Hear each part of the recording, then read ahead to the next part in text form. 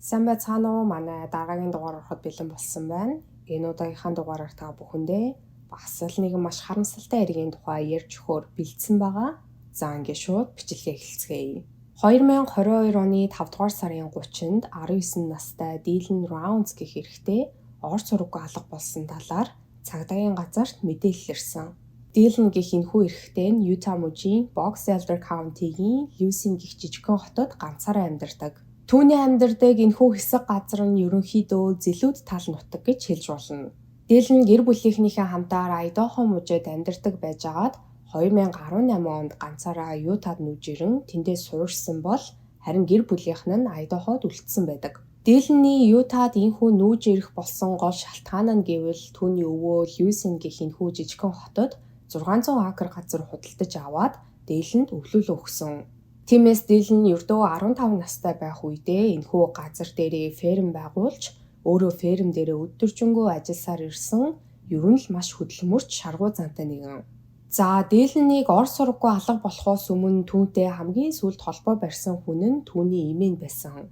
2022 оны 5 дугаар сарын 28-ны хагасаа өдрийн өглөөний 7 цагийн үед эмээ нь Dylan руу залгаад хэсэг утсаар ярьж идэл Dylan гадаа бороо орох чинь агуулга дотор хурааж тавих ёстой хэдэн зүйлс байгаа хэмээн хэлээд гэртээ буцаж ирэхээрээ эмээ рүүгээ залхана гээд уцаа тасгсан боловч үүнээс хойш эмээтэйгээ дахин холбогдоогүй.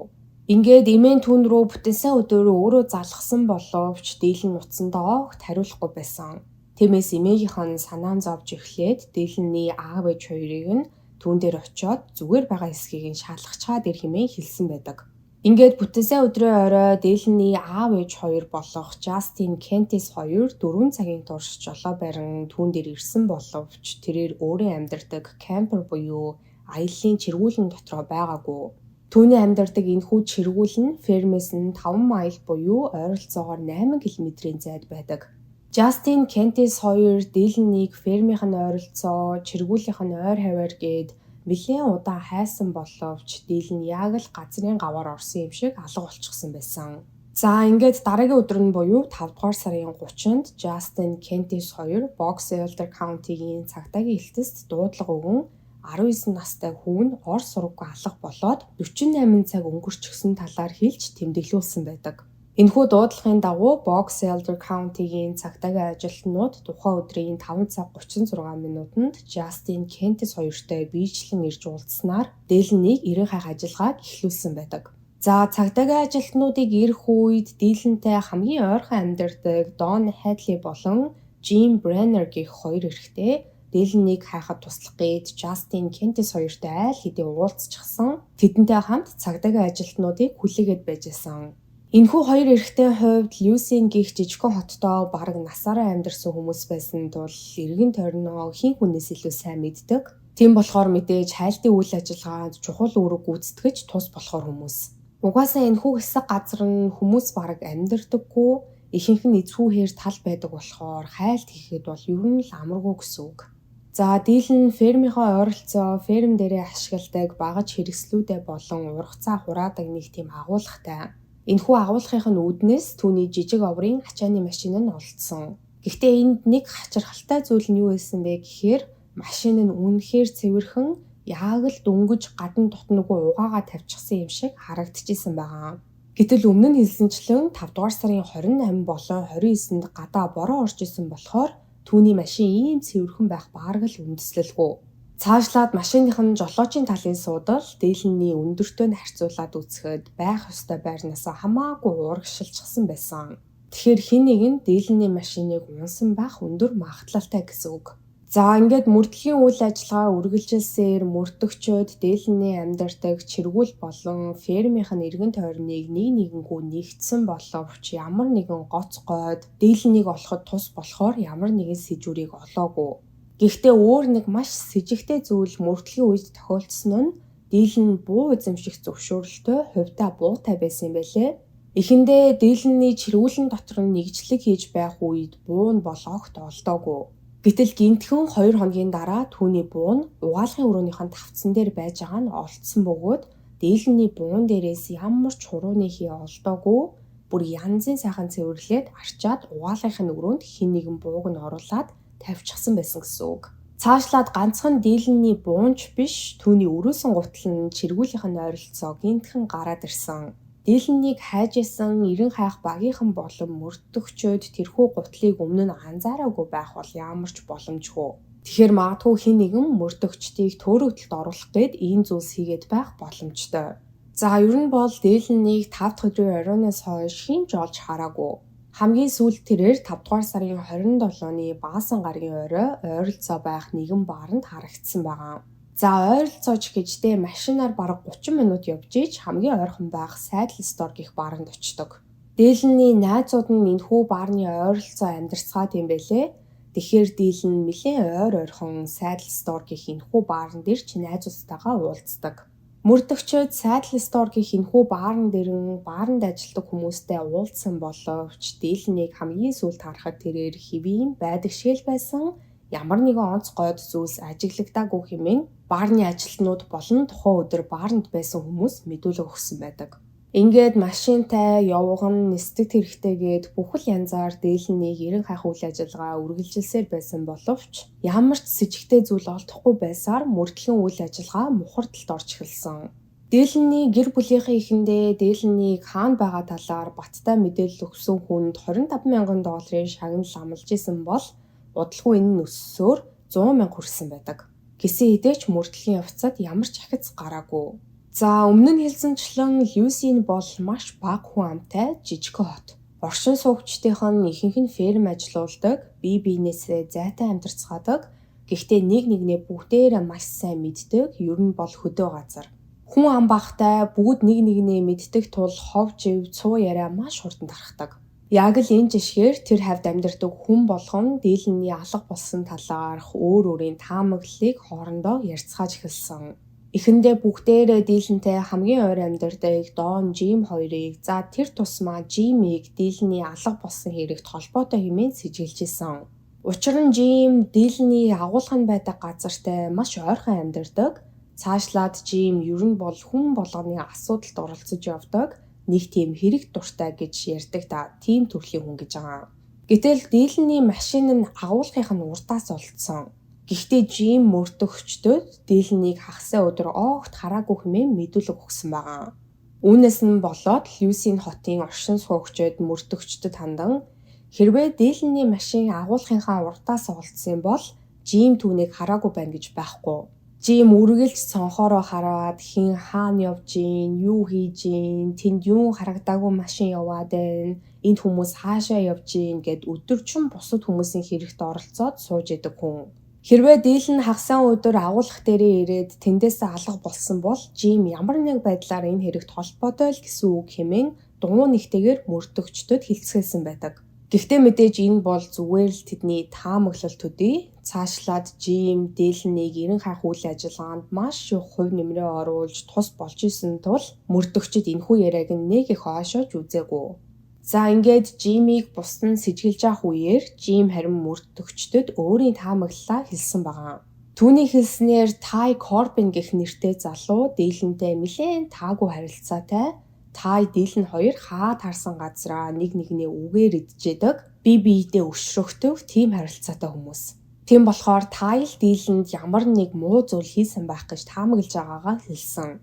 Ингээд мөрдөгчөд Тайтай уулзсан мэдүүлэг авах үед Тай Дилэнийг алга болсон өдөр өөр газар байсан гэдэг нь тодорхой болсон. Гэхдээ Тай Кертис гэх хэрэгтэйг Дилэний алга болсон хэрэгт сэжиглэж байгаагаа мөн мөрдөгчдөд хэлсэн. За ингэж зарим хүмүүс Кертис гэх энэхүү заллууг сэжиглэх болсон нь цаана бос учиртай. Яагаад гэвэл Кертис Дилэнд хоёр хоорондоо маш дотно. Зарим үед Кертис Дилэний чиргүүлэнд очиж хамт хондог байсан байгаа. Үүнээс нь болоод тэр хавийн хүмүүс хоорондоо тэднийг ижил хүүснүү хэмээн ярих болсон.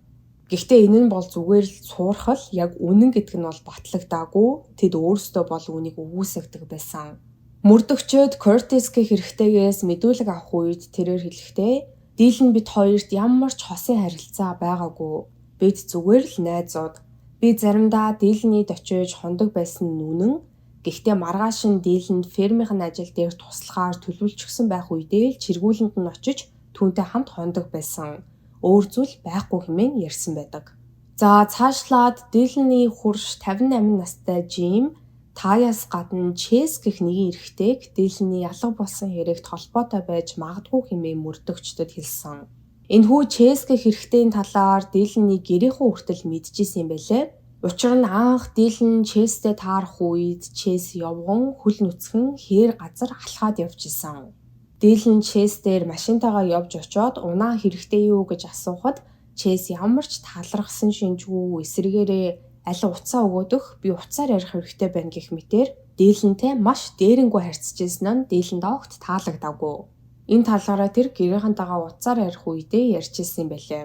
Гэхдээ Дилэн хөл нүцгэн алхаж яваа хэн нэгнийг эзгүй хээр талд хаяад явахыг хүсээгүй учраас төв рүүгээ дөхүүлж өгсөн байдаг. За энэ явдлаас хойш Чэс Люсийн хотод ойр ойрхон үзэгдэх болсон. Тэр болгондоо тэрээр хүмүүсээс Дилэний талаар асууж сургалдаг байсан байгаа.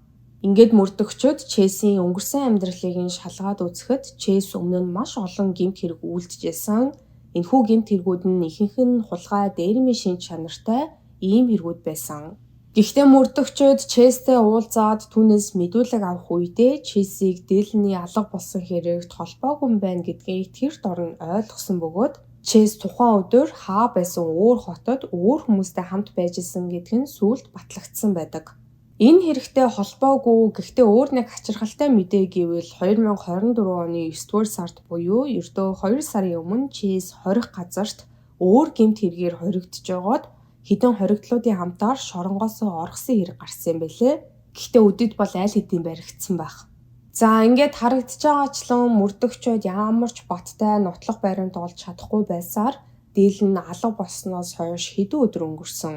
Энэ үеэр Дилэний өвөө болон Жим хоёрын дотны найз Дилэнтэй ойр амьдардаг 90 хаах үйл ажиллагаанд бас нэлээд тус нэмэр болж исэн Дон Хайтлер мөрдөгчдөд сайн дураараа дахин нэг мэдүүлэг өгсөн байдаг. Энэхүү мэдүүлэгтээ тэрээр хэлэхдээ энэ бүхэн мөрдлөгөд тус болох эсхийг сайн мэдэхгүй байна. Гэхдээ ойр ойрхон бодогдоод бас Дилэнийг хурдан олдоосоо гэж хүсэж байгаа болохоор юмыг яаж мэдэх вгээд энийг хэлж байна. Дилэнийг алга болсон гэд байгаа хагасаа өдөр Жим надад нэг буу өгөөд түр хадгалж байгаа ч гэж гуйсан. Жим өөрөө яг одоогийн байдлаар тэнсэн харгалзах ялтай байгаа болохоор буу эзэмших зөвшөөрлийг нь шүүхээс цуцалчихсан. Тийм болохоор надад нэг буу өгөөд түр хадгалуулж байгаад буцаагаад авсан хэмээн мэдүүлэг өгсөн байдаг. Гэтэл Жимийн Доноос тэрхүү бууг буцаа авсан өдөр нь Дилэний гэрт өөрийнх нь буу байхгүй байжгаад хаа нэгтгээс гинтхэн гараад ирсэн тэр өдөртөө яг таарчилсан байгаа. Үүнээс гадна Жимийн Донд хадгалуулахаар өгсөн буу нь Дилэний буутай яг адилхан загварын буу байсан. За цаашлаад Жим мэдүүлэхдээ хагасын өдрийн 1 цагийн үед Дооны гэрт очоод оройны 9 цаг хүртэл гэртээ ирээгүй.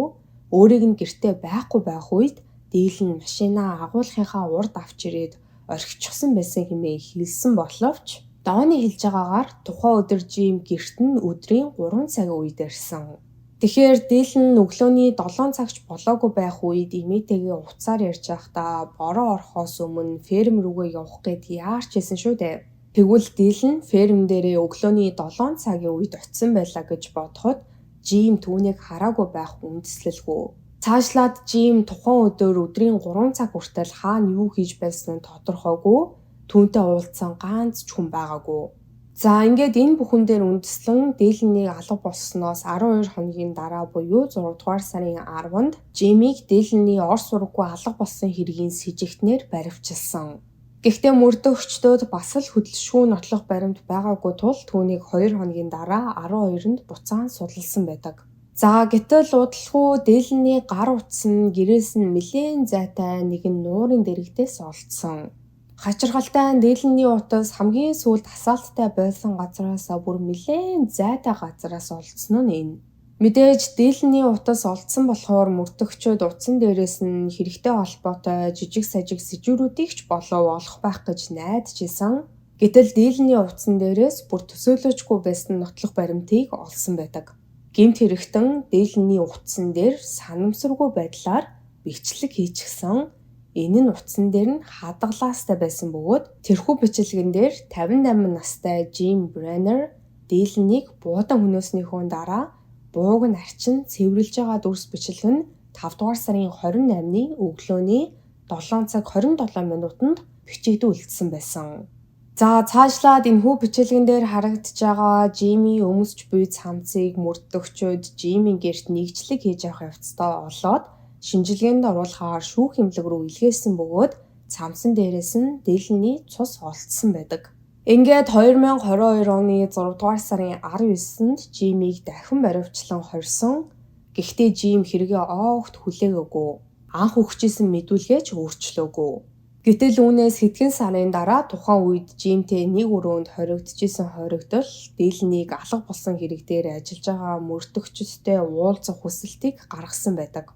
Тэрхүү эрэгтэй хэлснээр Жим хэрхэн дээлнийг хүнөөсөн талаараа өөрт нь ярьснаас гадна би цогцыг нь нэлээд хол булчгсан, наад хэд ч олж чадахгүй, юу ч мэдэхгүй дээгүүр нь гიშгээл явж байгаа хэмээн энэхүү эрэгтэйд ярьсан байдаг. Цаашлаад Жим хамт хоригдчихсэн хоригдолтоо яагаад дээлнийг хүнөх болсон шалтгаанаа тайлбарлахдаа Баян айлын эрхийн тэнэг бацаан байсан болохоор нь дургүй хүрээд байдаг байсан юм хэмээн ярьсан. За ингээд 2023 оны 3 дугаар сард Жими шүүх хурал албан ёсоор эхэлсэн байдаг. Хэдийгээр энэ үед дээлний цогцос олдоогүй байсан хэдий ч түүнийг орц сураггүй алга болсон хүний тооноос хасч албан ёсоор нас барсан хэмээн айл хэдийн бүртгэгдсэн байсан үе. Шүүхээс Жим төгсөн энэхүү яланд дээлний гэр бүлийнхэн маш ихээр дургуутсан шүүх рүү хэд хэдэн удаа гомдол гаргасан байдаг. Гэхдээ шүүхээс гаргасан шийдвэртээ ямар нэгэн өөрчлөлт оруулахгүй хэмээн мэдэгдсэн. За энэ явдлаас бараг 1 жилийн дараа буюу 2024 оны 4 дугаар сард дээлний цогцос Люсийн хотоос нэлийн хол зайтай бараг хүн амьдрдаггүй амьдрах нь байдгаа очидгүй тийм хэсэг газраас олдсон юм байлээ. Гэхдээ яг яаж олдсон, хаана ямар байдалтай байсан зэрэг тодорхой мэдээллүүд нь гараагүй. Харин 58 настай Жим Бреннер одоо хүртэл яг яагаад 19 настай дээлний амь насыг хөнөөх болсон талаараа ганц зүг цухуулгаагүй байдаг. Жимтэй хамт хоригдчихсэн хүмүүсийнх нь хэлж байгаагаар бол энэхүү аллах нь цэвэр атаархлын үүднээс хийсэн аллах байсан гэж ярьдсан байлээ. Өмнө нь хэлсэнчлэн Жим нэг удаа дээлнийг Баян айлын эрх бацаан байсан болохоор нь дургүй хүрээд алчсан гэж хамт хоригдчихсэн хүндээ хэлжсэн удаатай. Гэхдээ энэ нь бол яг 100% батлагдаагүй. Та хэд маань бас энэ тухай юу гэж бодож ийн, өөрийн хувийн бодлоо доор сэтгэл хэсэгт үлдээж бусадтайгаа мөн хуваалцаарай. Өнөөдрийн та бүхэндээ ярьж өгөхөөр бэлдсэн хэрэг энд хүрээд дуусж ийн. Миний оруулдаг бичлэгнүүд таалагддаг бол лайка дараарай, subscribe дараарай. Хажууд нь байгаа хонхон дээр дарах юм бол намайг шинэ бичлэг хийх болгонд та бүхэнд мэдээлэл очих болно шүү. Ингээд дараагийн 7 хоногийн мегмар гарагт шинэ дугаараар уулзтлаа. Түр баяртай.